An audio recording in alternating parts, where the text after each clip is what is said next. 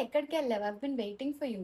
Sorry. కానీ చెప్పాను గదా! ఆల్రెడీ ఫిజియోథెరపిస్ట్ దగ్గరికి వెళ్తున్నానని. అవును చెప్పావు కానీ మెషిన్ ట్రీట్‌మెంటే కదా! ఎక్కువ సేపు పట్టదు అనుకున్నా. పెయిన్ తగ్గడానికి 1 ఆర్ 2 డేస్ ఏదో టెక్నిక్స్ చేశారు. ఆ తర్వాత ఎక్సర్‌సైజెస్ చేయించడం స్టార్ట్ చేశారు. ఒక 2 మంత్స్ బ్యాక్ సడెన్‌గా వంగినప్పుడు నాకు కూడా బ్యాక్ పట్టేసింది.